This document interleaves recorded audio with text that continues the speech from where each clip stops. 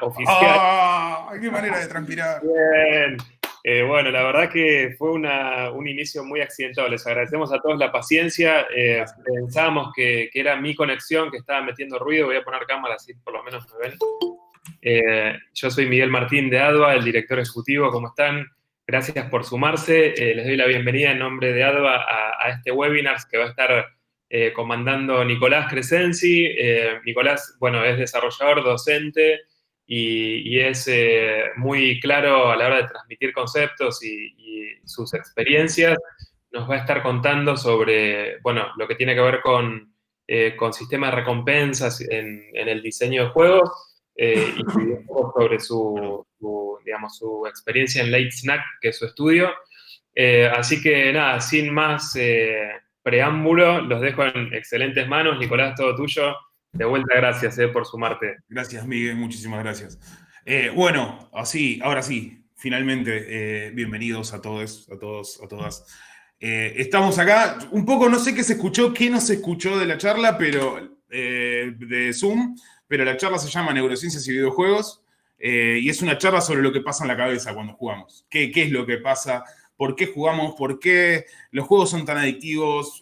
¿Por qué los juegos nos aburren de pronto? ¿Qué es lo que está pasando con eso? Le doy las gracias a ADVA, principalmente por brindar el espacio. Lamentable que haya pasado lo que pasó, pero bueno, podía pasar, qué sé yo, lo dijo tu santo. Mi nombre es Nicolás Crescenzi, soy licenciado en Psicología, diseñador de juegos. Me recibí en la UBA como licenciado de Psicología y en la Da Vinci como diseñador de juegos. A su vez, vengo hace un par de años, 3 o 4 años, en lo que es la industria a nivel nacional.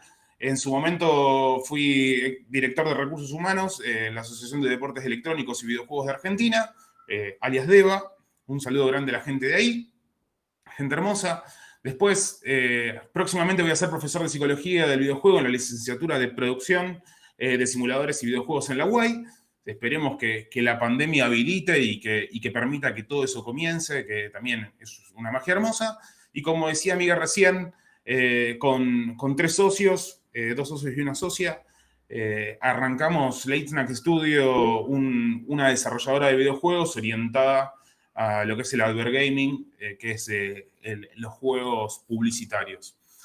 También, un beso a Pablo, a Mary y a Maxi. Vamos a hablar un poco, ¿por qué jugamos, no? Cuando quise arrancar esta charla, la realidad es que no sabía por dónde iniciarla. Y me pareció que la pregunta más honesta que me podía hacer en ese momento es el por qué. ¿Qué es lo que me motiva a mí a jugar? Y decidí arrancarlo justamente por la palabra motivación, que viene del latín motivus, que tiene que ver justamente con aquello que nos mueve a realizar acciones. La motivación para levantarnos todos los días, la motivación para ir al trabajo, la motivación para cocinarnos, la motivación para bañarnos, etc. Bien, para todo lo que realizamos, todo lo que necesita de nuestra persona para hacer, necesita motivación. Necesariamente necesitamos movernos y animarnos a vivir el mundo, ¿bien? Con los videojuegos o con los juegos en general, yo voy a hablar de videojuegos, pero la idea es llevarlo al sentido más amplio posible, ¿sí? No solamente que sea delimitado por una plataforma, sino poder acercarnos a lo que es la experiencia lúdica en todas las formas posibles, desde un juego de cosquillas hasta The Last of Us, que está volándole la cabeza a todo jugador de The Last of Us 1 ahora últimamente, ¿bien? Entendemos la motivación como aquello que nos mueve a realizar acciones. Puntualmente los teóricos, yo soy del palo de la psicología y en psicología organizacional se estudia mucho la motivación, más que nada porque es importante tener colaboradores en las diferentes organizaciones motivados para llevar a un objetivo en puntual.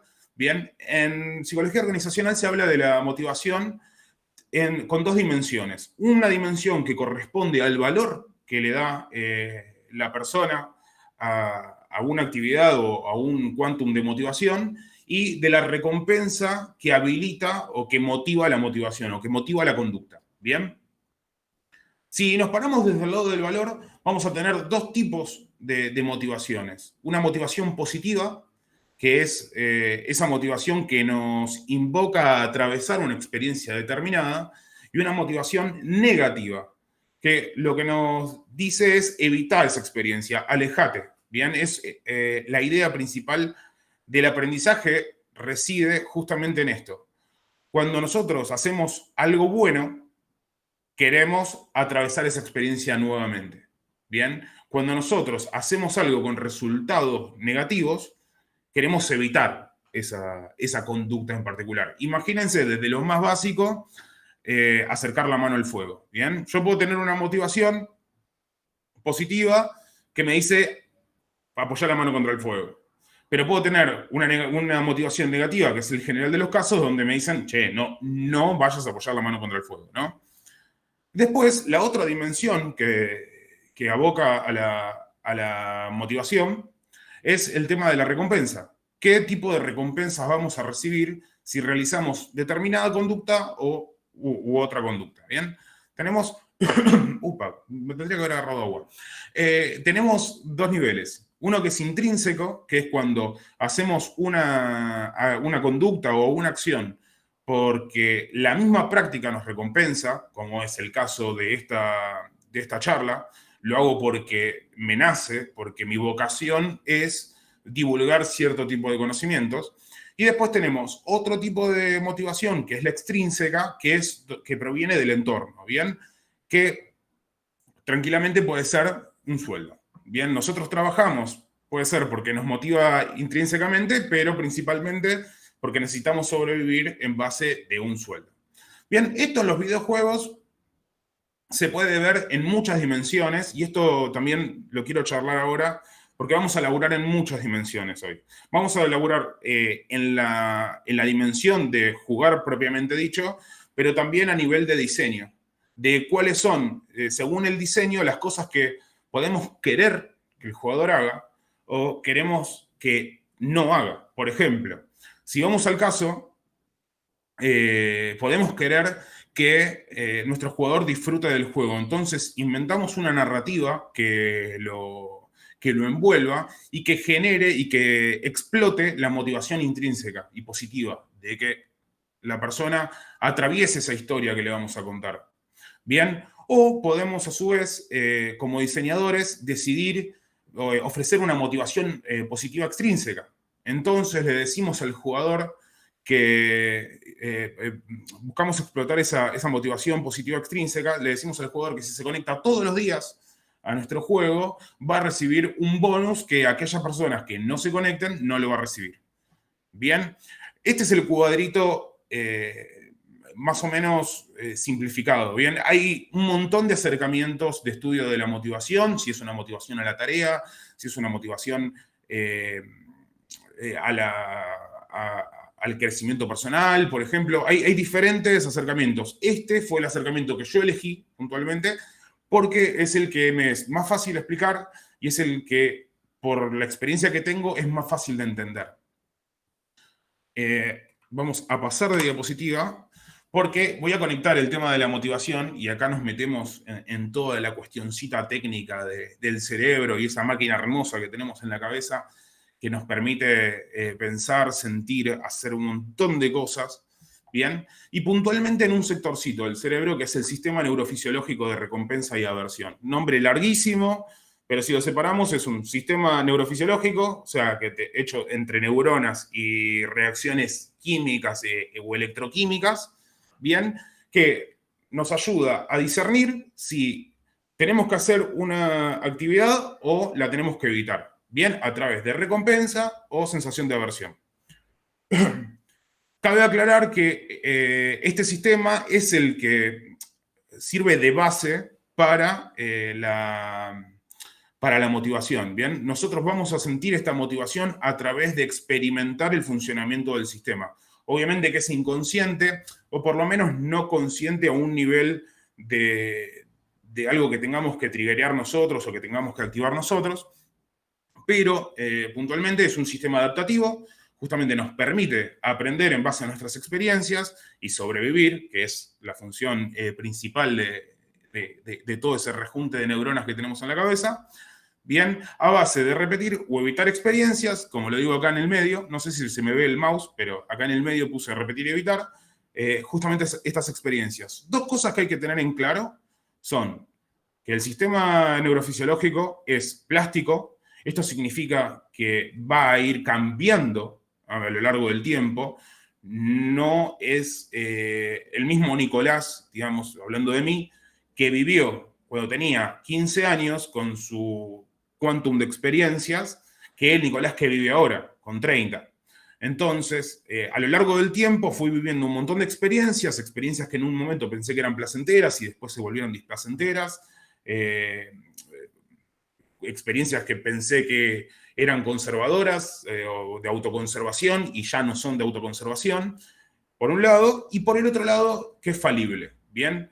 ¿Qué significa que es falible? Falible significa que no siempre va a funcionar como debe, pero principalmente, como somos todos seres humanos diferentes y todos tenemos una percepción del mundo y un conjunto de experiencias que nos crearon diferentes, no significa que aquello que a mí me genera placer le tenga que generar placer a todo el mundo. Y que por ahí yo percibo algo como displacentero que no necesariamente es negativo para mi salud, por ejemplo. Casos básicos de plasticidad, cómo me fui acostumbrando a lo largo del tiempo a jugar determinados juegos. Bien, no es la misma persona que jugó por primera vez al Counter-Strike que la persona que soy hoy, que tampoco soy que mejoré un montón, pero ya tengo un poco de conocimiento de qué zonas tengo que evitar o qué zonas tengo que ir para sacar el mayor beneficio de mi práctica del juego. ¿Bien? Casos de falibilidad. Por ejemplo, la psoriasis es un ejemplo físico de una enfermedad de la piel que no tiene ningún peligro para una persona, es nerviosa, pero sin embargo a simple vista puede generar cierta aversión. Entonces ahí medio como que se rompe el funcionamiento de este sistema. Otro ejemplo es cuando yo era chico que odiaba la selga, ¿bien? Y la realidad es que la selga es una muy buena fuente de nutrientes, pero su aspecto o su olor me generaban cierta aversión. Entonces, supongo que se va explicando o me voy explicando más o menos. Pasamos. ¿Cómo funciona este sistema?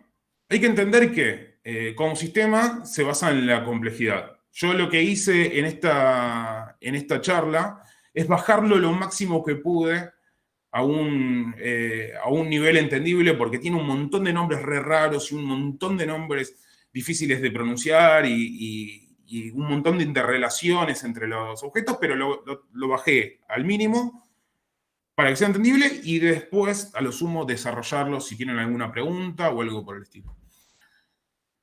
Hay 4 neurotransmisores que influyen en este proceso de aprendizaje en base a la recompensa y a la aversión. Acá vamos a hablar puntualmente de 2, que son la serotonina y la dopamina. Bien, después hay lo que se llama vías glutamatérgicas y el GABA, que son 2 neurotransmisores. El glutamato no, pero bueno, son 2 químicos que intervienen en toda esta acción que voy a explicar, pero los vamos a dejar para después, para hacerlo con fines pedagógicos, digamos. Bien, lo primero que tenemos que entender es que cuando nosotros percibimos un estímulo, ya sea bueno, malo, buenísimo o malísimo, hay una reacción interna en nuestro cuerpo.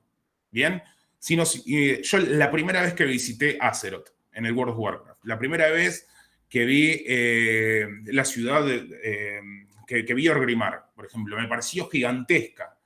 Bien, eso internamente a mi cuerpo le da igual si es un estímulo virtual o si es un estímulo real. Si estoy comiendo un chocolate, estoy jugando al Undertale o estoy viendo una película o alguna situación que no sé, totalmente aparte. Bien, el cerebro lo sensa puntualmente lo que se llama el hipotálamo, esta zona que tenemos acá señalada, como un estímulo X. Bien, Y ahí arranca el desencadene neurofisiológico que da lugar al pensamiento y a la percepción de la actividad o la percepción del estímulo. Bien, lo primero que tenemos es el hipotálamo, que sensa un estímulo y estimula a su vez, libera serotonina. La flecha roja es serotonina, la flecha azul es dopamina. Bien.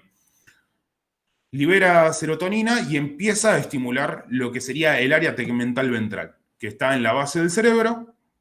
Esta área tegmental ventral es como decir un aeropuerto de dopamina. Cuando el área tegmental ventral dice, che, me está llegando serotonina del hipotálamo, acá está pasando algo, en base a ese censo empieza a liberar dopamina para diferentes partes del cerebro que lo que hacen es el procesamiento del estímulo per se. Este despliegue de dopamina va a ir a 4 lugares que son fundamentales, que son el hipocampo, acá a la izquierda, se le dice hipocampo porque tiene formita de caballito de mar, más o menos, piensen que había que hacer los nombres recordables. La amígdala, que está mucho más cerca del hipocampo que en el gráfico, pero sirve, rinde igual, que lo que busca...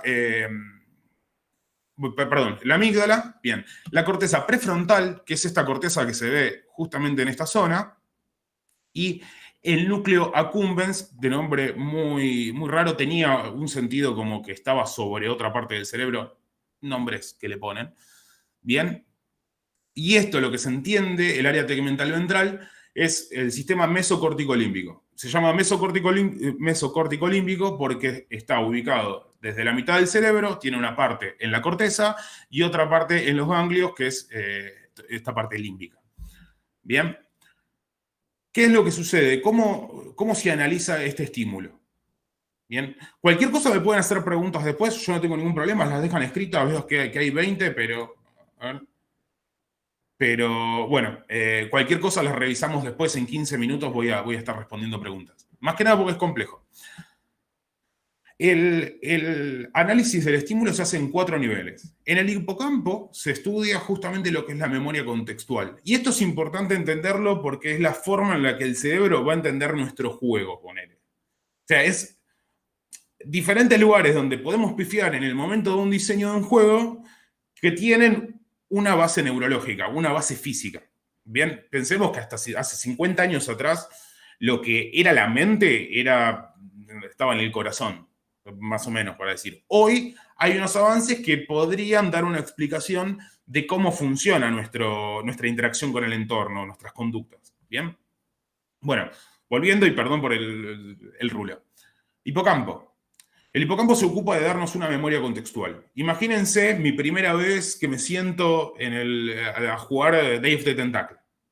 ¿Bien? ¿Qué es lo que está pasando contextualmente para que mi cuerpo haya recibido tal estímulo que me voló la tapa de los sesos? Que todos los colores, el sonido, ¿qué es lo que está pasando? Bueno, Nicolás, volviste de la escuela, tenés 12 años, te sentaste en la computadora de tu hermano, le diste play y... En esa época no había Play, era por DOS, y viste colores, ¿bien? Te sentaste enfrente de la computadora. Todo el contexto, toda esa memoria contextual la crea el hipocampo. Pone un pin y dice, esto pasó por esto, ¿sí? Después tenemos la amígdala, que lo que hace es dar una respuesta emocional. En pocas palabras, lo que dice la amígdala, che, esto es algo bueno, esto es algo aprovechable, esto está piola, esto es interesante, es un estímulo interesante, voy a enfocar la atención acá. ¿Con qué emoción voy a responder al estímulo? Importante, hagamos un asterisco acá, después lo vamos a necesitar, pero es con qué emoción voy a responder al estímulo. Tercer lugar, para la corteza prefrontal, acá arriba, que lo que hace es el procesamiento cognitivo, que es, en base a mi memoria contextual y a mi respuesta emocional, ¿qué es lo que tengo que hacer para volver a vivir para volver a experimentar o absolutamente evitar ese estímulo? Es lo que se llama procesamiento cognitivo. Son la cadena de pensamientos y acciones que me llevaron de alguna manera a experimentar eso. Como dije, Day of the Tentacle puede ser comer un chocolate, ¿sí? Puede ser físico, virtual. Piensen que para el cerebro es un estímulo en sí. Y por último, el núcleo accumbens, que lo que hace es generar un valor hedónico. ¿Qué es el valor hedónico? Es qué tanto me voló la cabeza o qué tanto no quiero volver a sentir el estímulo. Imagínense una recta del -10 al 10. Si el estímulo es muy bueno, el núcleo accumbens va a decir, che, esto es muy bueno, dale un 7. Si el estímulo es muy malo, le va a decir, che, no quiero vivir esto, dale un -7. ¿Un -7 de qué? No importa. Eso en este momento son neurotransmisores, pero háganse esta idea de que es el que le pone la nota, ¿sí? Si el estímulo fue la mejor experiencia de mi vida, soy yo, Tauren, haciendo una raid, bancándome solo un boss, le va a dar un +15, ¿sí? Si es un mal diseño de un juego, la estoy pasando mal, me estoy peleando con mis amigos por jugar un juego online, le va a dar un -15 y le va a decir, che, la verdad que no está piola volver a vivir esta experiencia. Esto es en cuanto a bases neuronales. Ahí está. Hay un disclaimer, ¿bien? El disclaimer lo voy a apoyar en tres momentos. Como dije, tenemos la dopamina y la serotonina. Lo que hace la serotonina es funcionar como modulador de todo el proceso. La serotonina es lo que dice, che, esto tiene que volverse a vivir. ¿Bien? Esto es genial o, che, no me parece que sea para tanto. Esa es la función de la serotonina, modular. El segundo disclaimer. Como dije, es un sistema, es complejidad y están todas las partes comunicándose entre sí. Puntualmente, el hipocampo, la amígdala y la corteza prefrontal, para que vuelvo, el hipocampo, la amígdala y la corteza prefrontal interactúan con el núcleo accumbens. ¿Sí? ¿Para qué? Para generar una huella a largo plazo. ¿Por qué? Porque si yo al otro día quiero volver a experimentar la misma sensación, tengo que saber qué fue lo que hice el día anterior y lo más probable es que lo active con mucha más facilidad porque ya hubo una activación fuerte antes. Bien, esta es la razón de la plasticidad, es la forma con la que aprende el sistema en sí y a su vez es lo que genera la memoria del estímulo para evocarlo mucho más fácil. El ejemplo más claro que se da esto es el enamoramiento. La primera vez que veo a mi crush, el amor de mi vida, ¡pum! Me vuela la cabeza, el corazón se me va de fiesta. Bien, ahora, la próxima vez que la vea, es más, ni siquiera, al otro día voy a estar mirando el techo y de pronto me voy a acordar de ella. Bien, bueno, entonces ahí voy a tener una activación que viene facilitada por todo este interjuego de partes. Bien. Y por último, la estimulación dopaminérgica. Acá esto es un disclaimer que me parece que está bueno hacerlo. ¿Por qué? Porque lo bueno de entender cómo funciona el cerebro es que podemos ayudarlo un poquitito. Le podemos ayudar a que las experiencias sean más vívidas, podemos ayudarlo a que sea mucho más disfrutable el juego que estamos realizando, pero también hay que tener cierta coherencia con una ética del desarrollo, una ética del diseño. Y es que está buenísimo que haya gente que juegue en nuestro juego, lo que no está bueno es cagarle la cabeza a esa gente. Lo digo así mal y pronto. Lo que no está bueno es hacer un diseño de juegos que los obligue a mantener esta conducta de, por ejemplo, conectarse todos los días. Sí, ya sé, a fin de cuentas es re útil porque nos va a llenar la billetera, nos va a generar que la gente no desinstale el juego, también va a generar que la gente no lo disfrute y lo trabaje. Y el juego no es trabajo, el juego es juego. ¿Sí? La estimulación dopaminérgica, este constante viaje de aviones desde el BTA al resto de las partes del cuerpo, principalmente a la corteza prefrontal, lo que hace es inhibir el pensamiento racional. Es el mismo sistema que funciona con la adicción de los videojuegos, es el mismo que el de la cocaína, para que se den una idea, pero no porque sean homónimos o sean iguales, sino que son el mismo aeropuerto con los mismos aviones. Obviamente que uno es mucho más adictivo, el otro no tanto, pero está ese riesgo y se entiende hoy por hoy que existe ese riesgo. Hay diseños mucho más nocivos y hay diseños menos nocivos. Y hay formas de generar lo que se llama ciertas conductas compulsivas. Si, por ejemplo, vamos al Stardew Valley, todos los días tenemos que regar nuestras plantitas. ¿Bien? Es una cierta conducta compulsiva, pero el mismo diseño del juego te habilita a que no la tengas. Y eso es genial. Ahora, si vamos a un gacha coreano o chino, que te dice, che, todas las semanas entrate a ver qué onda, todos los días vení, apretá este botón, lo que estamos haciendo es justamente aplanar el diseño del juego y posiblemente aplanar la experiencia del usuario.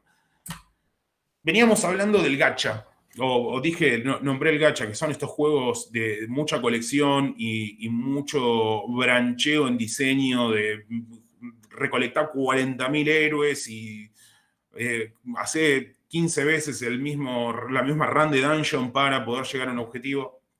Bien, esto ahora sí, tiene cierto paralelismo con una teoría psicológica de principios del siglo pasado, que se llama, o sea, que es la corriente conductista. Planteaba esta idea de que cualquier persona puede aprender en base a generar de una conducta un hábito. O sea, no me acuerdo si Skinner o Watson, que fueron los principales, Pavlov, Skinner y Watson, fueron los principales desarrolladores o los iniciadores de la teoría, de la corriente. Decía, tráeme a 10 personas, fue Skinner. Tráeme 10 personas y decime qué querés que sean, que yo en 10 años te las hago. Te la hago un doctor, un ladrón, un enfermero y un desarrollador de videojuegos.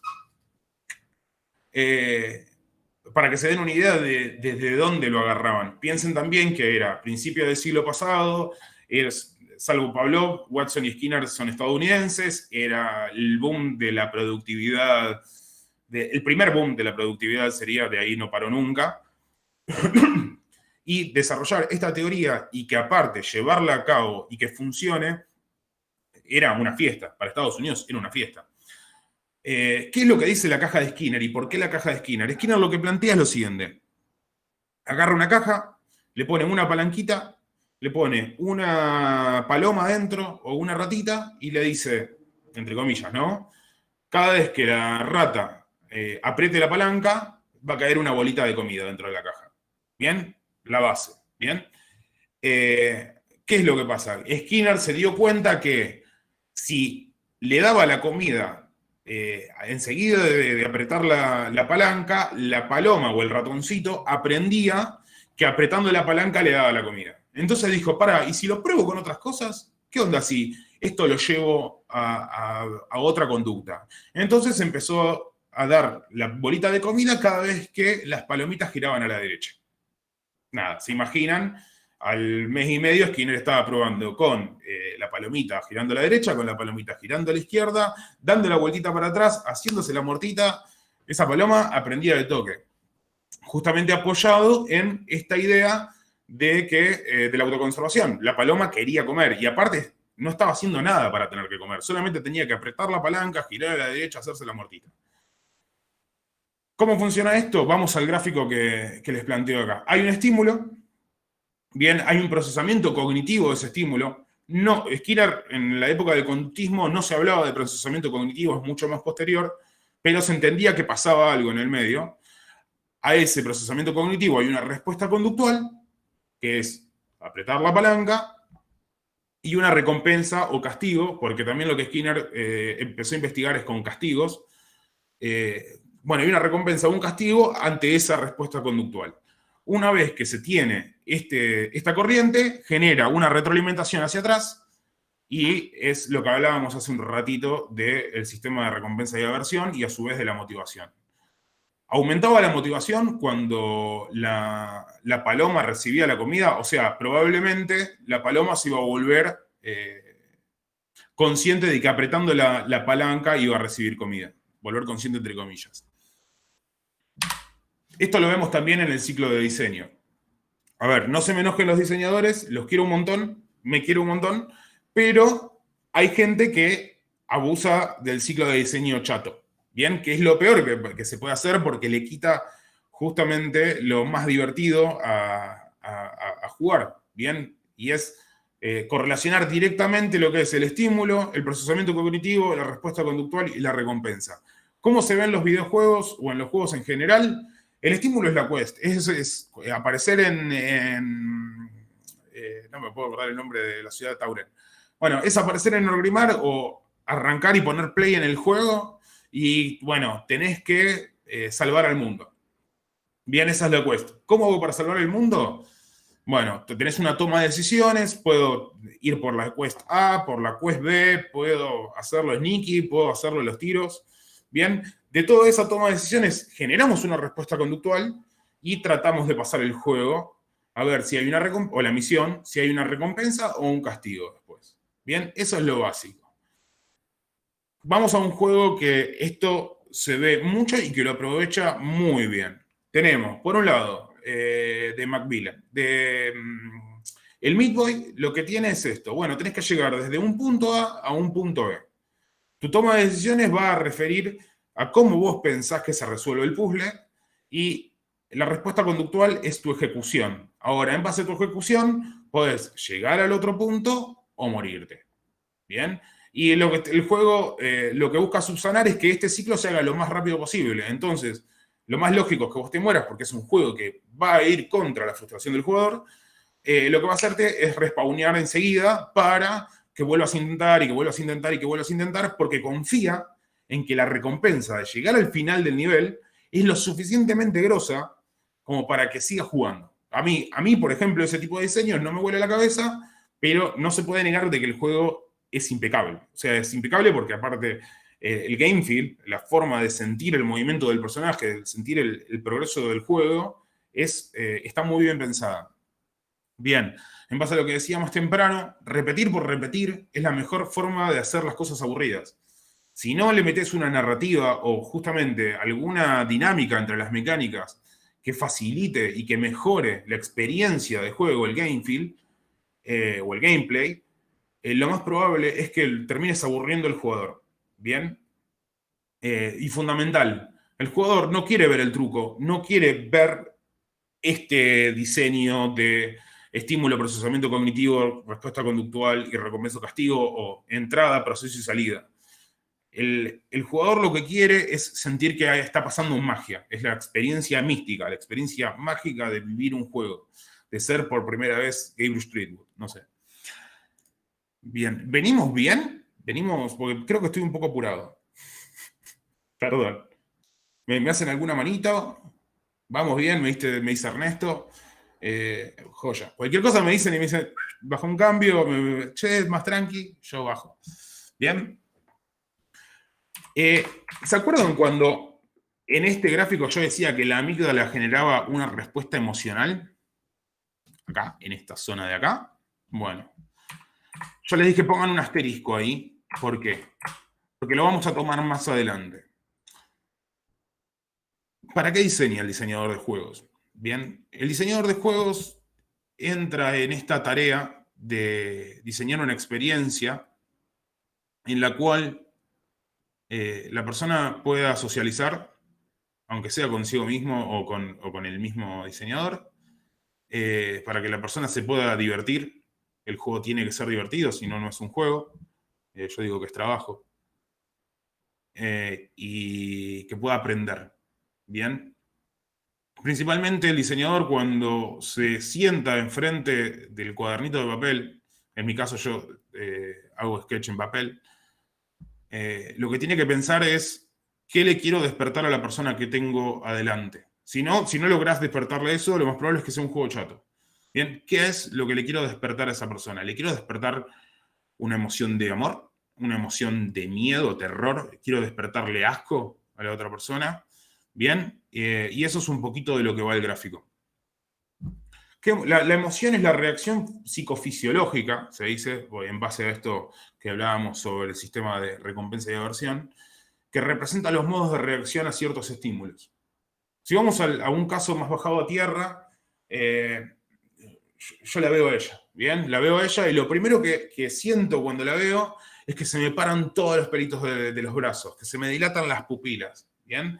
Siento amor por esa persona. Esa es la emoción repetida, ¿bien? Eso es el bold de la emoción, ¿bien? Cuando esta emoción se complejiza y ya tiene un cierto procesado, se convierte en sentimiento, esta sensación de enamoramiento, esa sensación de que cuando la veo Me late fuerte el corazón, pero también cuando no la veo me late fuerte el corazón porque la puedo traer en esta suerte de huella anémica que hablábamos más temprano.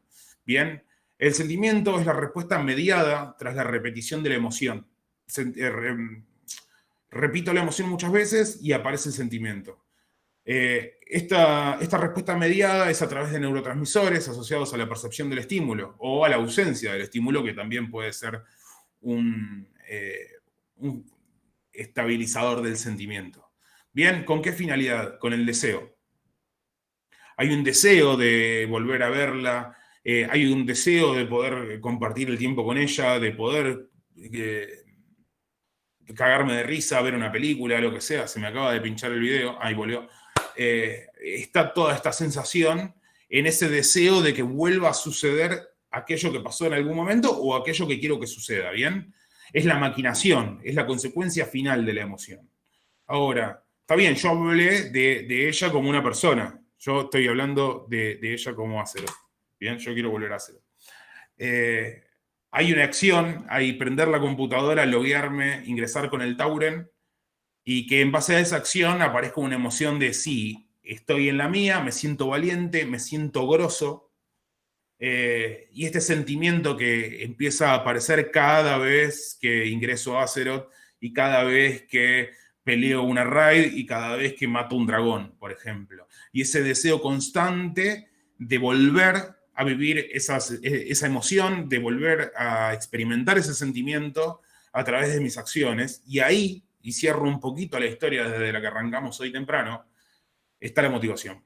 Bien, la motivación no tiene que surgir solamente de un diseño fuerte, sino que el diseño se tiene que entrelazar con la narrativa para que exista esto de la magia, ¿bien? Esto de la mística a través de y por la cual jugamos, motivo por la cual jugamos, para seguir disfrutando de la actividad y no caer en ese agujero compulsivo de tener que sentarnos a jugar como si fuese trabajar. Bien, el grindeo emocional sería. Ya vamos llegando al final de la charla, no sé cómo venimos de tiempo, dije que iba apurado, pero bien.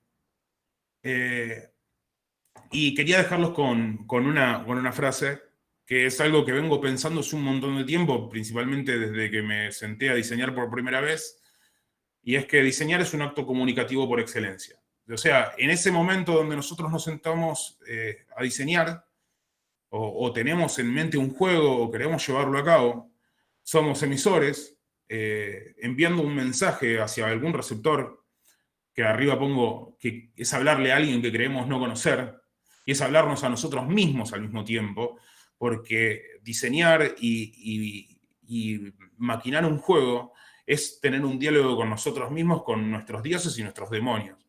Bien, en un canal determinado, ya sea a través de un juego, o un canal virtual, un canal de mesa, y de un código determinado, si es un juego de aventura, si es un juego de, de terror, un juego de un date simulator, lo que sea, bien, en un contexto puntual, que es el mismo contexto en el cual se encuentra, esperemos, el receptor, o puede ser que se explaye en el tiempo y no sé, dentro de 100 años juega en nuestro juego y va a ser un contexto diferente y posiblemente se entienda de una manera diferente. Bien, ese es el esquema comunicacional de Jacobson, es un esquema viejo, ya lo recontramanipularon para todos lados y le agregaron y le sacaron cosas, pero creo que sirve bastante para, llevar a un punto en común toda la charla, que nada, que eso, que diseñar es hablarle a un alguien y también hablarnos a nosotros mismos. Desde ya que le doy muchísimas gracias por haber estado presentes, por haber aguantado, por haberse pasado y todo el esfuerzo que llevó que esta charla se haga realidad, gracias a la gente de ADVA también por prestar el espacio. Ahí están mis redes sociales, Instagram, LinkedIn y mi mail. Cualquier cosa que quede por fuera, me mandan, me avisan, me chiflan y se charla. Me pueden seguir por Instagram sin ningún problema también. Vamos a las preguntitas, a ver si hay alguna pregunta.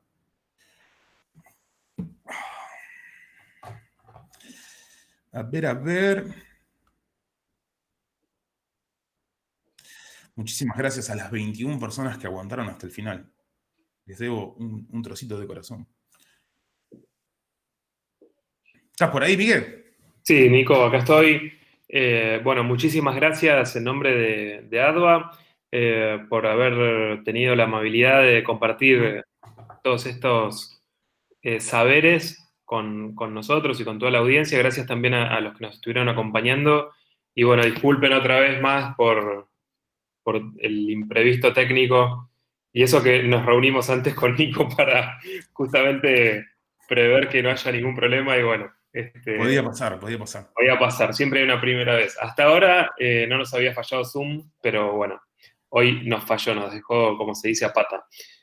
Bueno, Nico, te agradezco de vuelta y los invito para que sigan el ciclo de webinars. La semana que viene vamos a estar el jueves que viene, también seguimos en este caso, un webinar de diseño.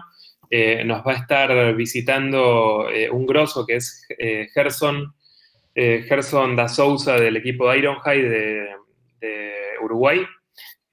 Así que, bueno, va a estar, él es game designer y va a estar, digamos, dando y compartiendo también su experiencia en el diseño de juegos. Si no lo conocen, googleenlo, Gerson da Souza de Ironhide. Son los desarrolladores de Iron Marines y, bueno, de varios éxitos.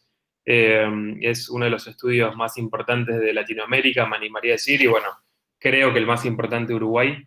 Y bueno, es súper copado, así que también están Grosso todos. los pibes allá. Muy grosos. Sí, sí, sí, sí. Así que bueno, Augusto, si se terminó de procesar, cuando puedas, pasame, ahí te puse mi mail, que es